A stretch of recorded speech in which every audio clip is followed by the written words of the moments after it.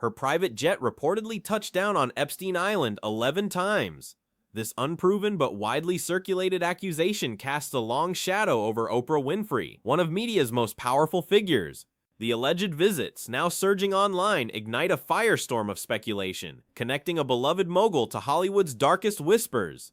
Millions demand answers, linking long-held rumors and fresh revelations. The internet, unyielding for truth, dissects every detail, creating a deafening roar. This bombshell forces a reckoning, dragging hidden truths into unforgiving light. What else is about to be exposed? Dave Chappelle was decapitated in front of us. They called him Pilot Boy because he had 19 pilots in Hollywood and everybody passed on him and said his show wasn't worth it. Then when he made $500 million, they said even though his contract said he should get half of it, they said he made too much for the contract to be valid, so we'll offer you 10% of what you made. You mean he made $500 million and they offered him 50? Yes. And he said, what do you think my fans are gonna say when they find out you offered me 10% of what I made you? And they said, your fans will believe that you're a crazy kid by the time you get home. He got on a flight in LA, and by the time he got to Ohio. For years, Katt Williams warned of Hollywood's dark underbelly, painting a grim picture. He hinted at sinister undercurrents, powerful figures manipulating narratives. His long-ignored prophecies, once dismissed as comedy, now resonate with alarming clarity. As controversies erupt and documents surface, Williams' insights go viral, sparking a collective realization. His warnings weren't just jokes, but premonitions of a hidden world finally crumbling. This shift in perception is shaking foundations, proving his foresight regarding the industry's true nature. 2 days before he killed himself, allegedly, committed suicide. You know what he did 2 days before he killed himself? Epstein's estate transferred $577 million into a trust he created 2 days before his death. And it was called the 1953 Trust. Why 1953? That's the year he was born. A little weird. 2 days before, kind of weird. Either you are like fully prepared, or it's a little weird. Remember how earlier we were talking about Bill Barr connection with the dad and all this other kind of little weird, you know, Bill Barr, New York Times called him the ultimate cover-up general. New York Times called him that in 1992 when they were going through a complete different thing. Imagine Bill Barr's being called the cover-up general 33 years ago by New York Times. Damn! That kind of a reputation for this long? Bill Barr's role as Attorney General during Epstein is extremely significant. Why? Because some are calling this the ultimate potential intelligence cover-up. His background, past behavior in the context of Epstein's death led to many describing Barr as a CIA fixer or the guardian of the deep state. But Mark, for you, it's personal. This was your brother, and just so everybody knows, Mark wasn't part of anything that his brother was doing in this regard. He's never been connected to it. There's never been a suggestion. It's not about that. But Mark, you do not believe what the administration, the Trump administration, is putting out about your brother now. Why? Well, every time they say something or do something to try to quash the fact that he was most likely dead, they just put their foot further down their mouth. I mean, for instance, Katt Patel in the congressional hearing, he listed his credentials as a prosecutor and other such things, and he said that it was a. He said, "You know, a suicide when you see it." That's basically what he said. So the questions that popped into my mind was, first of all, number one, how many suicides has he seen? Number one. Two, is he a forensic pathologist? Does he have a medical degree? Does he have a certificate that he passed a CPR course? Does he have a Boy Scout merit badge for first aid? What is he basing his expertise on? Contrast that to Dr. Roman, who was a city pathologist who did the autopsy. She came out of the autopsy and said she couldn't call it a suicide because it looked too much like a homicide. Dr. Michael Baden, who was there on my behalf, who witnessed the autopsy, also concurred that it looked more like a homicide. Now, was Katt Patel in the autopsy room? No. Was Katt Patel in the prison when they found Jeffrey?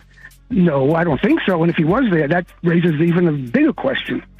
So every time they say something, I mean, when Katt Patel came out with that statement, I laughed at how stupid it was.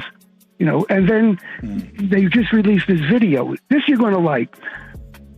After the death, a few days after the death, Bill Barr, the Attorney General, said he saw that video and he saw that nobody went in or out of the tier, and that convinced him it was a suicide. And I heard that and I realized how stupid that was, because no one could get to that door, go in, somebody, leave completely undetected. That's like an asinine concept. The internet notes a startling trend: unprecedented silence from major celebrities. Ellen DeGeneres reportedly spends time abroad, out of the spotlight. Jay-Z, a music titan, saw millions of followers vanish overnight. Tom Hanks, universally recognized, went unusually quiet. Oprah Winfrey maintains an uncharacteristic low profile.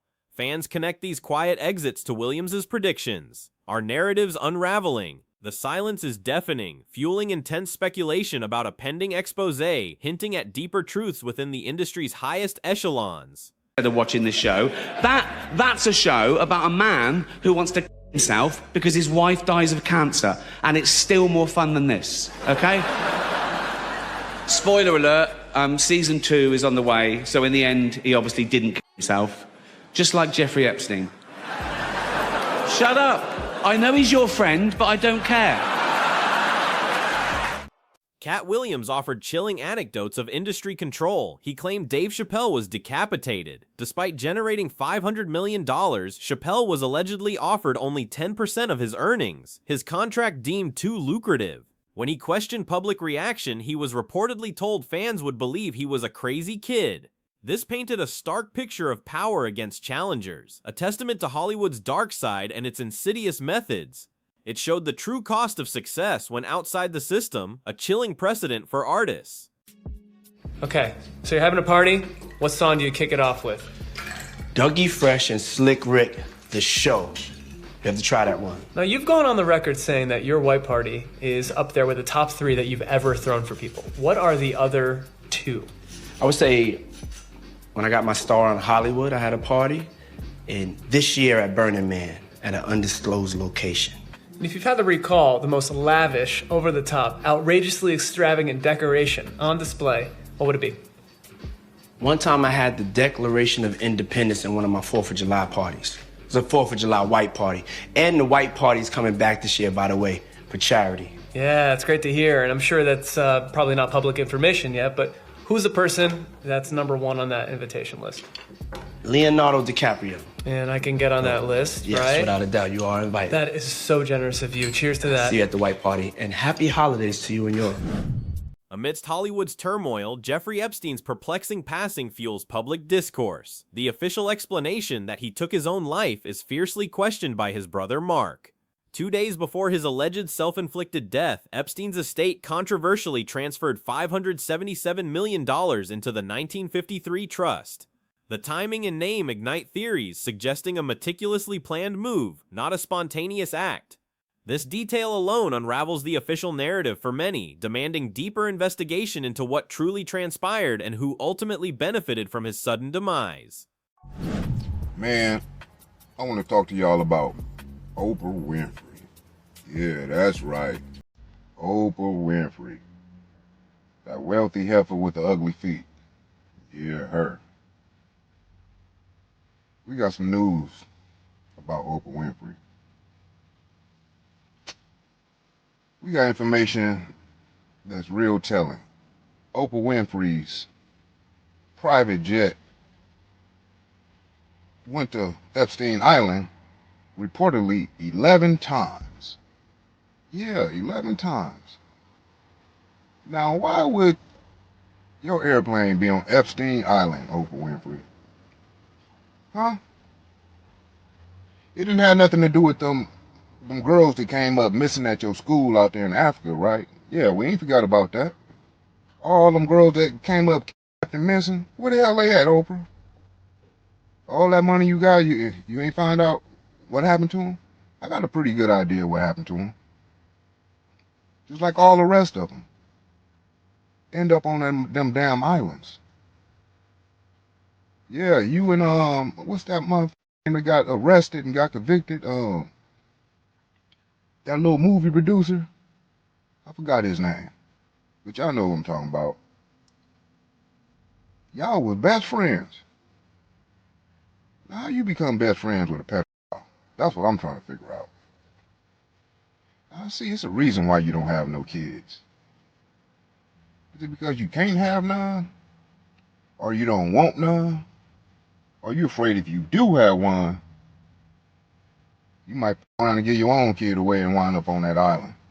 Bill Barr's role as Attorney General in the Epstein case deepened controversy. Mark Epstein openly challenged Barr's pronouncements, highlighting his historical reputation. The New York Times back in 1992 dubbed Barr the ultimate cover-up general. Mark Epstein questioned Barr's medical expertise, sarcastically asking if he possessed a medical degree, contrasting it sharply with forensic pathologists.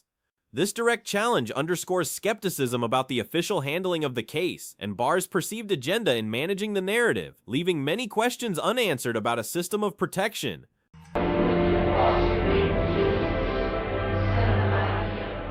If it were all just a show or some form of entertainment, there would be no harm. But we've been investigating this man's practices around the world and have found a sinister history of police investigations, sexual allegations and secret recordings. It would appear that this man who says he's doing God's work is anything but godly. Public curiosity about Epstein's network is intense, with 70–80% of documents remaining heavily redacted. Massive sections are blacked out, shielding identities and details from scrutiny. This unprecedented concealment intensifies suspicions that the full story has yet to emerge. Survivors like Lisa Phillips bravely demand complete transparency on television. She asserted that no powerful person, billionaire, politician, or celebrity should be above the law, hinting at a global human trafficking ring. The call for truth is growing louder, refusing to be silenced by redactions or hidden facts. So, Jag, with Jay-Z in his situation, as far as the early Jay-Z, you see him with Aaliyah Young, of course, goes to Dame Dash next. You see him with Foxy Brown. You see the maturation of Beyonce and him getting with Beyonce. You see Rihanna at a young age. Is it more so, and you were young as a singer, is it more so that, you know, when you're in this industry, men are going to most likely talk and date their peers?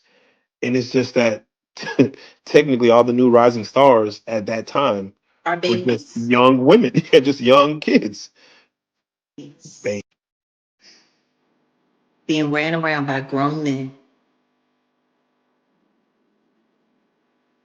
Babies. I got offered my first record deal when I was 13 years old. I got offered another one when I was 15. I'm so grateful that my father said no. I ended up not signing a record deal until I was in my early 20s. And as young as that is, looking back now, at least I was a legal adult. Most of these girls, they get moved around and touched around very early on. And, you know, and the people that have control of everything are untouchable. So how do you argue with that? How do you argue with that? Imagine a teenage girl in an office alone with someone that says either you're going to sign this contract or you're going to go out the window. Like, even as a joke, that's not cool. The internet's intense scrutiny brings past celebrity moments into new light. Tom Hanks' reaction to an Epstein-related joke at an award show went viral. His facial expression became a meme, replayed millions of times, analyzed frame by online sleuths. The joke compared a fictional character's fate to Epstein's, seemingly eliciting a profound reaction from Hanks, sparking widespread discussion. It was a micro-expression that, for many, spoke volumes, feeding into the wider narrative of hidden truths and celebrity involvement. The moment is etched into online infamy, forever dissected. The Justice Department released a batch of previously unreleased documents from the Epstein files that include notes from FBI interviews with a woman who says she was assaulted by President Trump as a... In interviews with the FBI, the woman alleged she was assaulted by Mr. Trump in the 1980s and that she was also a victim of Epstein's. The documents were released after multiple news outlets discovered they were missing from the initial mass release of files.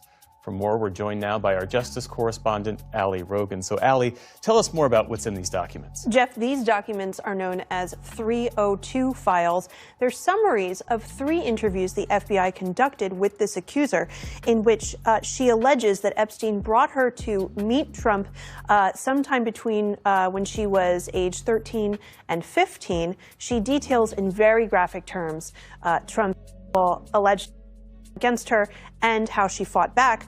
She also says she had 2 additional interactions with Trump, but before she expanded on that any further, she asked if she could go on to another subject.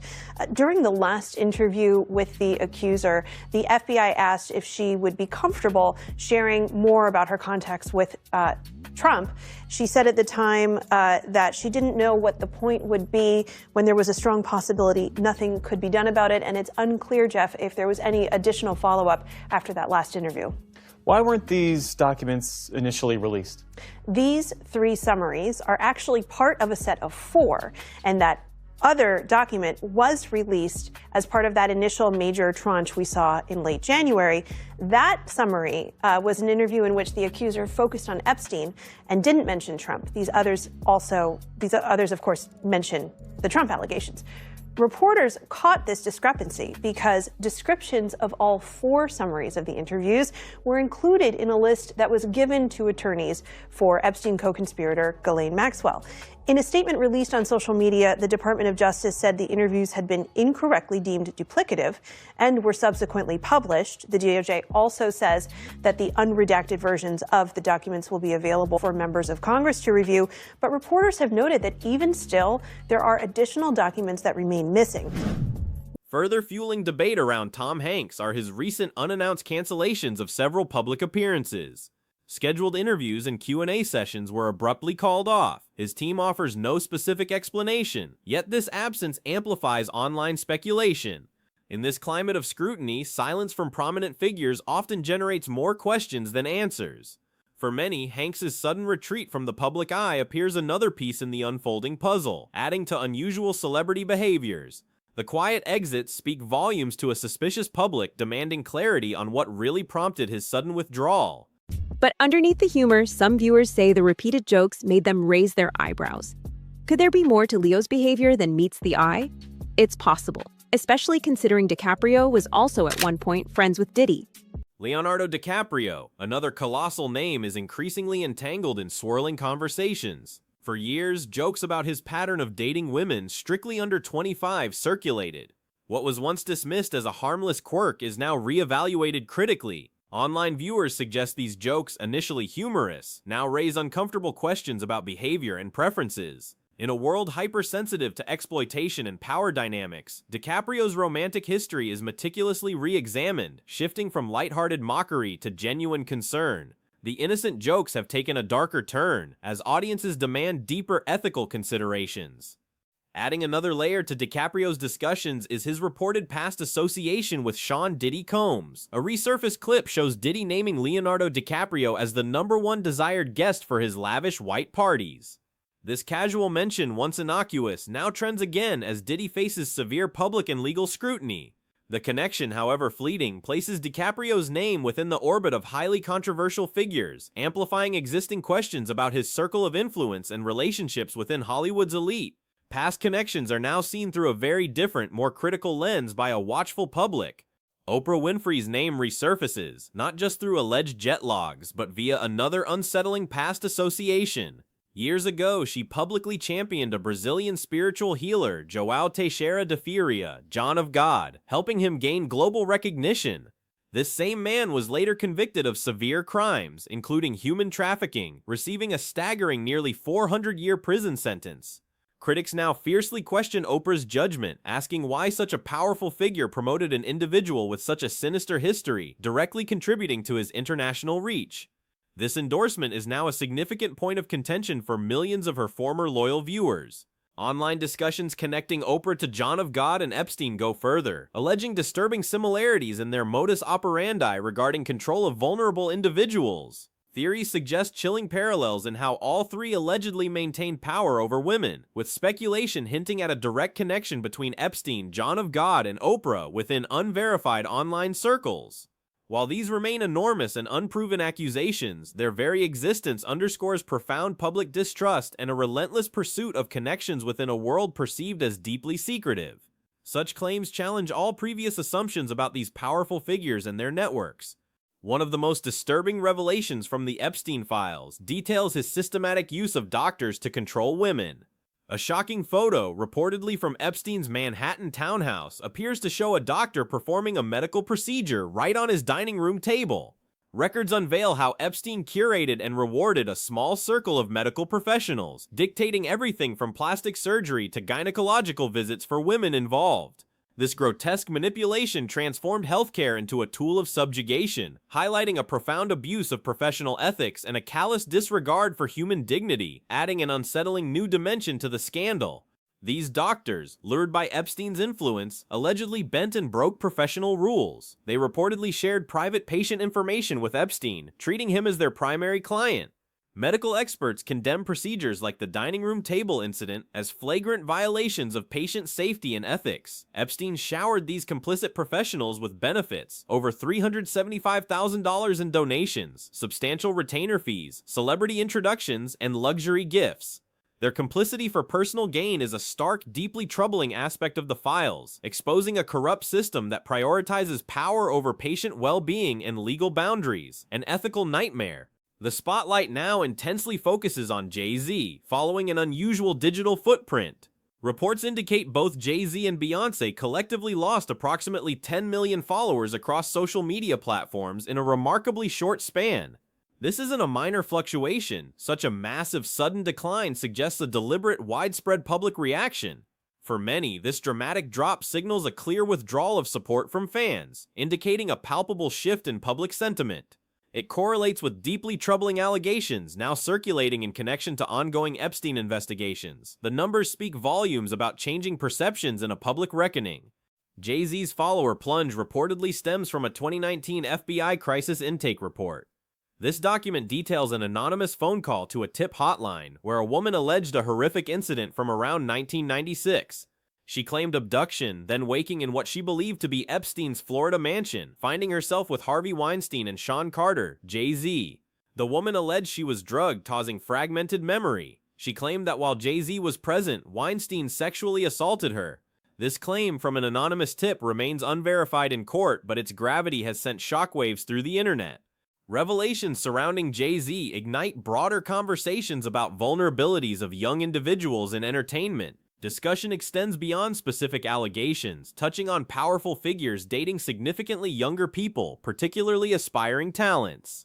Industry voices highlight immense pressure and lack of agency for young artists. They describe a system where teenage girls can be isolated in offices, facing coercive contracts or worse, with powerful figures often perceived as untouchable. It's a chilling reminder of unchecked power and the dark side of ambition, leaving many to question the ethical landscape of the music world and its hidden costs. As these seismic shifts rattle fame's foundations, many observe a quiet, discernible pattern among high-profile individuals, a perceived exit strategy. Celebrities are reportedly selling properties, relocating internationally, and largely withdrawing from public life. This subtle but significant phenomenon suggests a calculated retreat as scrutiny intensifies and more uncomfortable truths emerge. This collective stepping back, whether coincidental or strategic, adds another layer to the unfolding drama, painting a picture of a powerful elite attempting to navigate a treacherous landscape now fraught with unprecedented public accountability. The game has undeniably changed for the powerful. Just when the public thought the Epstein files could yield no more shocks, another significant development emerged. The United States Department of Justice released a new batch of previously unreleased documents. These records contain detailed notes from FBI interviews as part of the Epstein investigation. Crucially, these documents were notably absent from the initial mass release, a discrepancy that immediately raised eyebrows and fueled accusations of deliberate concealment. Their sudden appearance, after discovery by news outlets, intensified the public's demand for full transparency, hinting at deeper layers of information yet to be disclosed. The drip feed of truth continues to shock. Within this new batch of FBI interview notes, an astonishing and deeply troubling allegation came to light. An anonymous woman claimed she was sexually assaulted by President Trump in the 1980s, when she was between 13 and 15 years old. She also stated she was a victim of Epstein's network. The documents detail her graphic account of the alleged assault and her subsequent interactions with Trump, though she expressed reluctance to elaborate further. The Department of Justice later stated these documents were incorrectly deemed duplicative during the initial release. This extraordinary claim, now public, adds a chilling new dimension to the expanding scandal. The discovery of these initially missing documents and the fact that further records still remain hidden leaves critical questions echoing across the internet. Why were these specific interviews with an accuser of such high-profile figures withheld? Who are these documents truly protecting, and what further revelations might they contain? The Department of Justice's explanation of a duplicative error has done little to quell public suspicions. Ongoing redactions and selective release of information continue to breed profound distrust, leaving millions to wonder if the full scope of Epstein's network and the powerful individuals connected will ever truly be brought to light. The search for complete truth persists. The veil is undeniably lifting on Hollywood's darkest secrets, accelerated by the relentless digital age and the courage of whistleblowers and survivors. What began as whispers and rumors, amplified by voices like Katt Williams, has morphed into an undeniable societal reckoning. The interconnectedness of power, influence, and alleged exploitation across entertainment, politics, and beyond is being laid bare, forcing an uncomfortable examination of systemic failures. As more truths emerge and the powerful are held to account, this moment signals a seismic shift. The era of unquestioned celebrity and hidden misdeeds is fading, paving the way for a new, intensely scrutinized landscape, where silence itself is becoming the loudest accusation.